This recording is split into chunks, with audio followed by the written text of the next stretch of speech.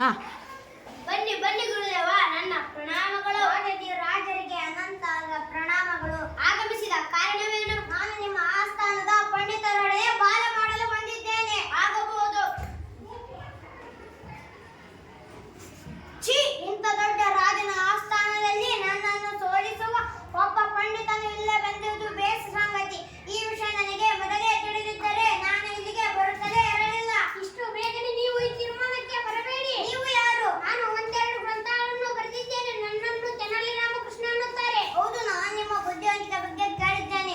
ಆದರೆ ಬುದ್ಧಿ ಚತುರಕ್ಕಿಂತ ಮುಖ್ಯವಾಗಿ ಆಳವಾದ ಅಧ್ಯಯನ ಮಾಡಿದರೂ ಮಾತ್ರ ನನ್ನೊಂದಿಗೆ ವಾದ ಮಾಡಲು ಸಾಧ್ಯ. ನಾವು ಯಾವ ಗ್ರಂಥದ ಮೇಲೆ ವಾದ ಮಾಡುತ್ತೀರಿ? ನಿಮಗೆ ಇಷ್ಟವಾದ ಯಾವುದೇ ಸಂಸ್ಕೃತ ಗ್ರಂಥವಾಗಬಹುದು.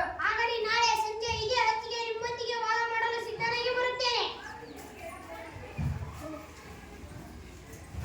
ರಾಜಾಧಿರಾಜ ಬಹುಬಲ ಬಹುಬಲ.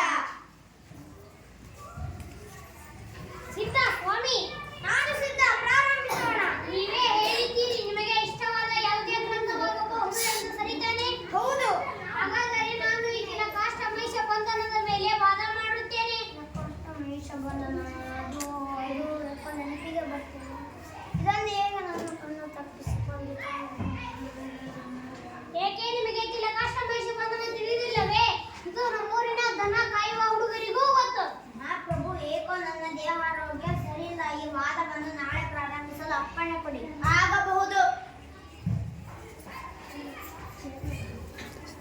ರಾಜಾಧಿರಾಜರಿಗೆ ಬಹುಪರ ಬಹುಪರ.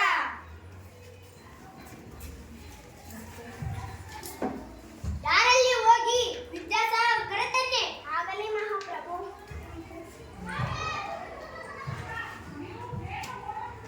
ಮಹಾಪ್ರಭು, ಅವರು ರಾತ್ರೋರಾತ್ರಿ ಪಲಾಯನ ಮಾಡಿದ್ದಾರೆ. ತೆನಾಲಿ ರಾಮಕೃಷ್ಣನಿಗೆ ತೆನಾಲಿ ರಾಮಕೃಷ್ಣನಿಗೆ ತೆನಾಲಿ ರಾಮಕೃಷ್ಣನಿಂದ ತೆನಾಲಿ ರಾಮಕೃಷ್ಣ ತೆನಾಲಿ ರಾಮಕೃಷ್ಣ ನಿನ್ನಿಂದ ನನ್ನ ಆಸ್ಥಾನದ ಮರ್ಯಾದೆ ಉಳಿಯಿತು. ನಾನು ಕಾಷ್ಟ ಮಹಿಷ ಬಂಧನ ಎಂಬ